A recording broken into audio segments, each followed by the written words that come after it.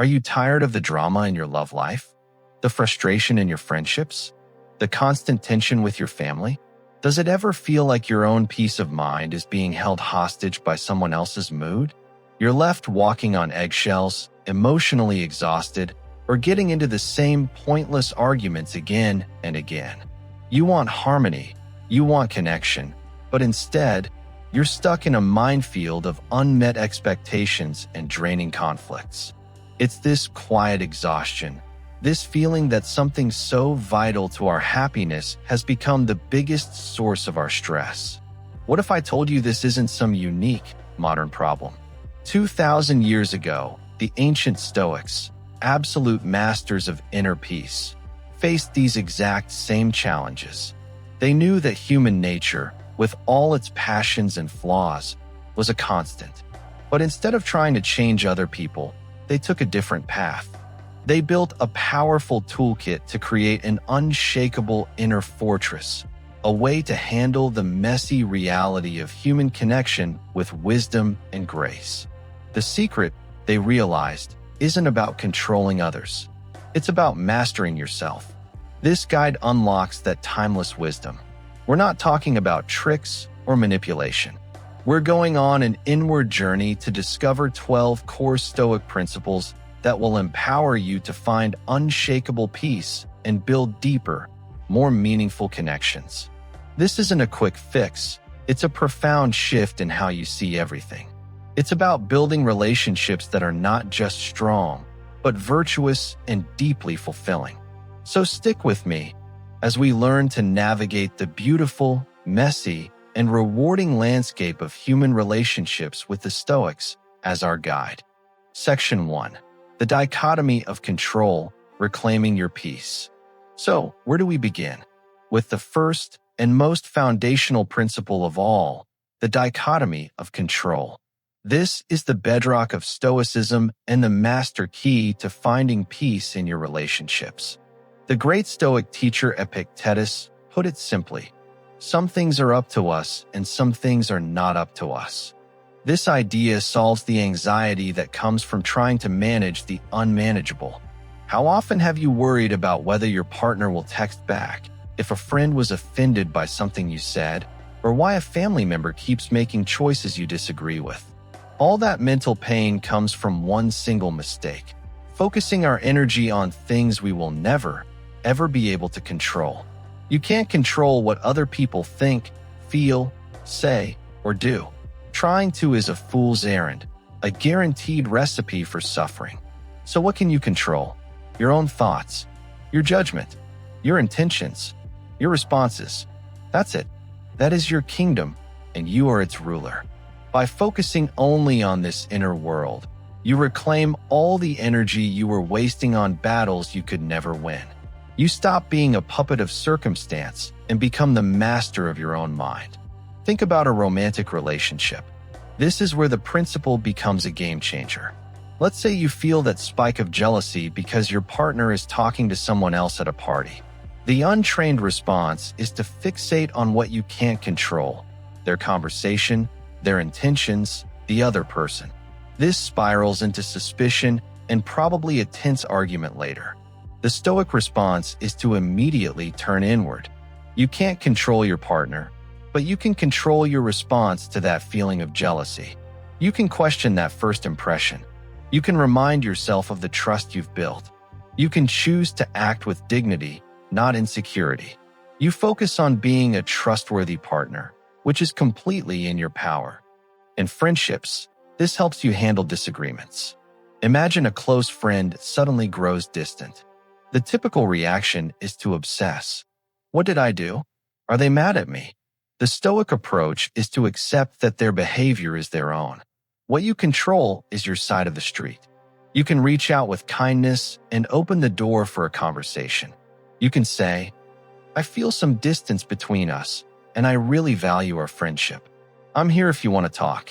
Whether they walk through that door is up to them. Your job is to be a good friend.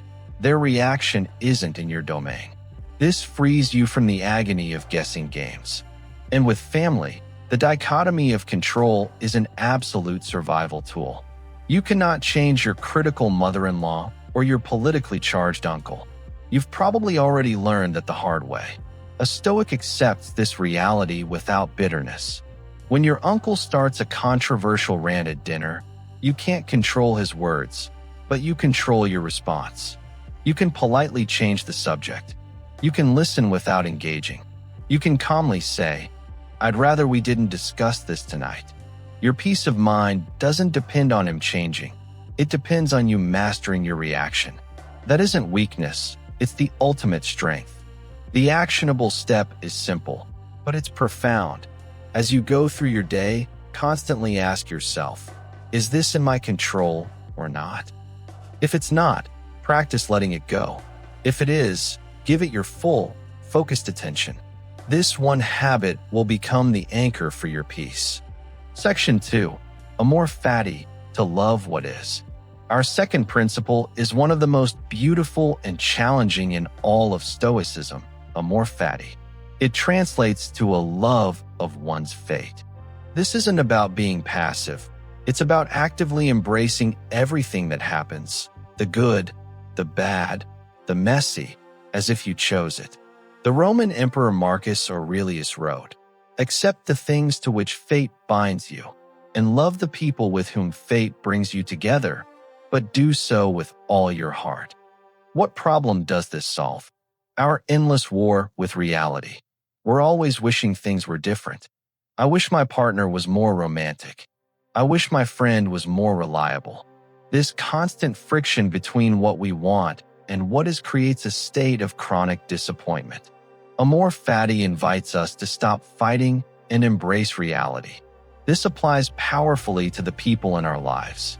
It means accepting our partners, friends, and family for who they are right now, not the idealized version we have in our heads. This is where true intimacy begins to grow. When people feel they don't have to change to be loved by you, they're free to be themselves, and paradoxically, that's when real growth can happen. In a romantic relationship, Amor Fati is the cure for the project mentality, where you see your partner as someone to fix. It's about loving their quirks and imperfections as part of the whole person you chose. This doesn't mean you tolerate disrespect. That's about boundaries, which we'll get to. It means you stop being frustrated that your introverted partner isn't the life of the party, or that your spontaneous partner isn't a great planner. You learn to love the quiet depth of the introvert and the joyful chaos of the spontaneous spirit. You chose this person. Love them. All of them. In friendships, this fosters deep loyalty. Friends will let you down. They'll forget a birthday or say the wrong thing. Our first reaction is often hurt. Amor Fati encourages a different view. You accept their human flaws as part of the deal. You see the mistake not as a betrayal, but as a single event in a long history of affection.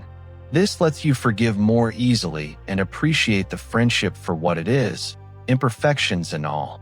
Within the family, where we're bound to people we didn't choose, Amor Fati is a superpower. Fate gave you your parents and siblings. You can spend your life wishing they were different, which causes endless frustration, or you can choose to love what is. You can accept your dad's awkwardness or your sister's different life choices. This acceptance doesn't mean you approve of harmful behavior, but you release the internal battle against who they are. That release brings an incredible peace. The actionable step is this: try to see every event and every person not as good or bad, but simply as what is. When you're frustrated by someone, instead of thinking, "I hate when they do that," try reframing it. This is a part of who they are. How can I learn to work with this and maybe even love it? That shift from resistance to embrace is the heart of Amor Fati. Section 3. The Inner Citadel, building unshakable self-respect. Next, we need to talk about building a fortress inside your own mind, what the Stoics called the inner citadel. Marcus Aurelius saw this as a place of refuge we can retreat to at any moment to find peace, no matter what chaos is happening outside. This fortress is built from self-respect, virtue, and knowing your worth doesn't come from external validation. This solves the emotional devastation we feel when we're disrespected or undervalued. When our self-worth is tied to a partner's approval or a friend's opinion, we give them the power to destroy us. We become fragile, constantly seeking praise and getting crushed when it's withheld. Your inner citadel makes you independent. Building this citadel means grounding your identity in your own character and your own values. When you truly respect yourself, you're less desperate for respect from others. You become the main judge of your own worth. As Seneca said, it's not the person who has too little, but the one who craves more that is poor. If you crave respect from others, you'll always feel poor. If you generate it from within, you are rich. In romantic relationships, a strong inner citadel is magnetic. It's the source of healthy boundaries. Someone who lacks self-respect might put up with jealousy or manipulation because they're afraid of being abandoned. But a person with an inner citadel knows their own value. They can calmly and firmly say, "I won't be spoken to that way," not as a threat, but as a fact. This self-respect prevents you from falling into toxic patterns and, funny enough, makes you even more attractive. A true partner is drawn to strength of character, not neediness. In friendships, the citadel allows you to choose your friends wisely and resist peer pressure. You won't compromise your values just to fit in. If your friends are gossiping, you can retreat to your citadel and decide to either steer the conversation in a better direction or simply leave. You don't need their approval to feel good about yourself. It also gives you the strength to end friendships that are consistently draining. Letting go of a toxic relationship isn't a failure. It's an act of profound self-respect. In family dynamics, the inner citadel is your shield against guilt trips and emotional manipulation. Family members know exactly which buttons to push. When you have a strong inner fortress, those attempts just lose their power. You can love your family deeply while also recognizing that your life choices are your own. You can listen to their advice, think about it, and then make the decision that aligns with your own values, even if they don't approve. The actionable step here is to invest in your own character. Define your core values. Is it honesty? Compassion? Courage? Each day, spend a little time thinking about whether your actions lined up with those values. This practice is how you lay the bricks of your inner citadel. The goal is to get to a place where your own approval matters more than anyone else's. Section 4. The view from above, gaining cosmic perspective.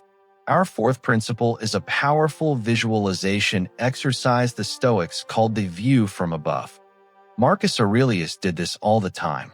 He'd imagine himself rising up, looking down on his city, then his country, the continent, and finally, the entire earth, just a tiny ball spinning in the silent darkness of space. From up there, he could see all of humanity, past and present, with all their little plans, passions, and problems. Why do this? Because we get so lost in our own dramas. A single argument or a thoughtless comment can feel like the most important thing in the world, and we lose all perspective. The view from above is like a cosmic reset button. It shrinks our problems down to their true size. From that high up, the heated argument about whose turn it was to do the dishes seems pretty absurd. A social snub from a friend becomes trivial. A frustrating family dinner is just one fleeting moment in the immense tapestry of human history. This doesn't mean your feelings aren't valid. It just puts them in a much, much larger context, which drains them of their overwhelming power. It reminds you that we are all just tiny, temporary beings, doing our best on this spinning rock together. In a romantic relationship, this is a powerful way to de-escalate a fight. When things are heated, just mentally zoom out. See the two of you, not as enemies, but as two small people who love each other, trying to get through life. Is this one issue really going to matter in the grand scheme of your entire relationship? This shift in perspective can instantly change your anger into empathy. In friendships, this helps you forgive the small stuff. Maybe a friend made a joke at your expense or forgot to invite you to something. Before you let resentment build, take the view from above. Is this one incident worth damaging a real connection in this vast world? Usually, the answer is no. In family dynamics, this helps you endure the inevitable annoyances. When you're at a holiday dinner and a relative is telling the same story for the 10th time, just zoom out. See this as a timeless human ritual. Generations before you sat through similar dinners with their own quirky relatives. It's part of the human comedy. This perspective helps you replace irritation with a sense of amused tolerance. The actionable step is to make this a regular practice. Once a day, maybe in the morning or before bed, close your eyes and take the journey. Rise above your immediate world and see things from a cosmic scale. When you come back, you might find that the heavy weights you were carrying have become as light as feathers. Section 5. Sympatheia, the interconnected web. Our fifth principle is sympatheia, the profound idea that everything in the universe is connected, woven together into one single web. As Marcus Aurelius said, what is not good for the beehive is not good for the bee. He believed all of humanity was one body. An injury to one part is an injury to the whole.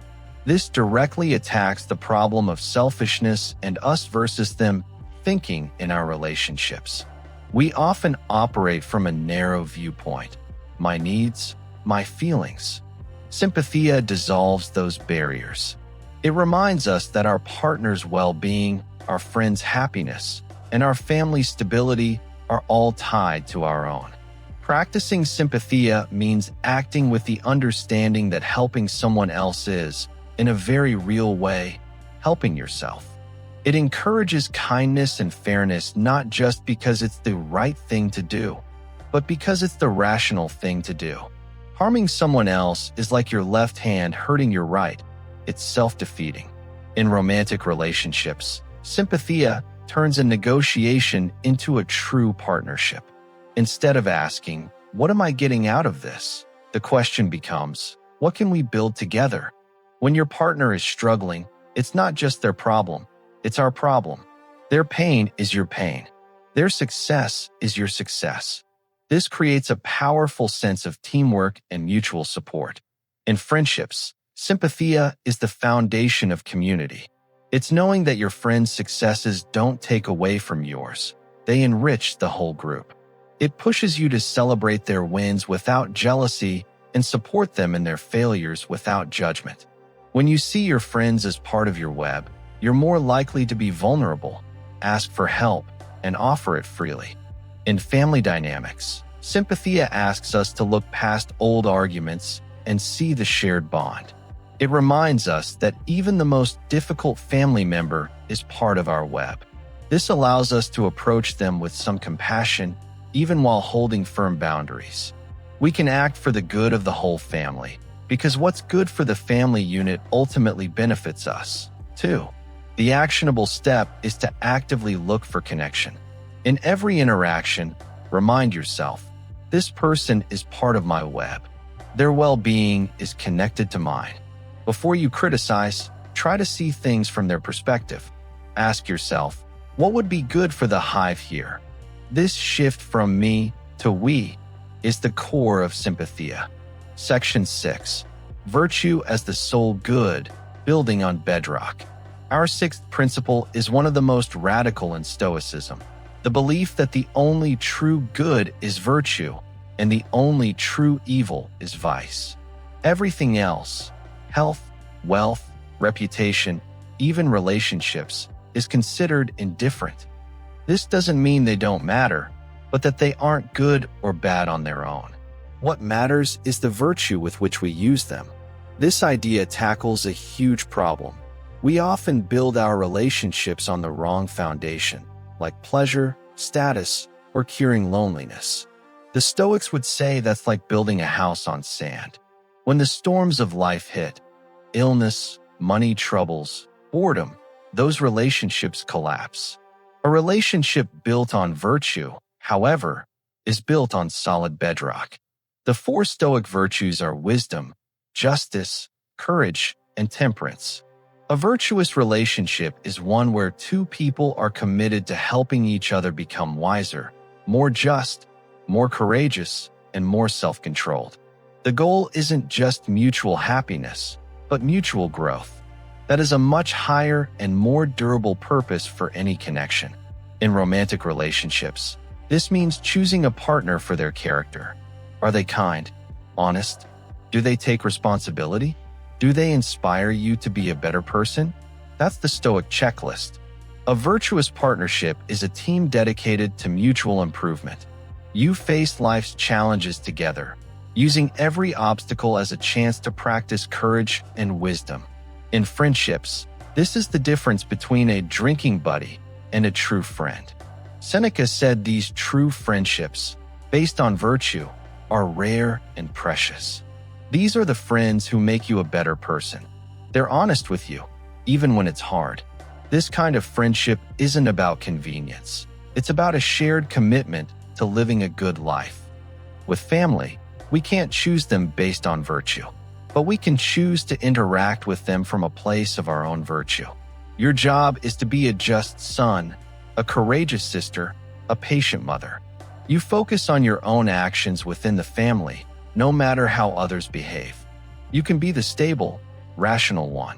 Your goal isn't to force them to be virtuous, but to embody virtue yourself, providing a quiet example of a better way to be. The actionable step is to look at your relationships through the lens of virtue. Ask yourself, is this relationship helping me become a better person? Am I helping them become a better person? Make an effort to praise the virtues you see in others, their kindness, their resilience. And above all, focus relentlessly on your own virtue. As you become a better person, you will naturally build better relationships. We've journeyed through some deep Stoic wisdom today, uncovering a blueprint for navigating our relationships. We've learned to reclaim our peace by focusing on what we can control. We've found strength in loving what is through Amor, Fati. We've started laying the bricks of an inner citadel, grounding our self-worth in our own character. We've zoomed out with the view from above, gaining perspective on our petty conflicts. We've felt the connection of Sympatheia, knowing we're all in this together. And we've reoriented our compass toward virtue, building our connections on the bedrock of mutual growth. These aren't just ideas. They are practical, life-changing tools. The Stoic path isn't about suppressing your feelings or becoming a robot. It's the opposite. It's about engaging with life and with others so fully, so wisely, that you can love deeply without being destroyed by it. It's about building relationships that are pillars of strength, not sources of anxiety. It is about finding a profound inner peace that no argument or disappointment can ever take away from you. The power to create this peace and build these extraordinary relationships isn't out there with your partner, friends, or family. It's been inside you all along. You have the tools. The journey starts now. If this guide resonated with you, I'd appreciate it if you'd like this video and subscribe for more wisdom on living a calm and virtuous life. Now I have a question for you. Which one of these principles are you going to start applying in your life today? Let me know in the comments below. I read every one, and your journey inspires all of us.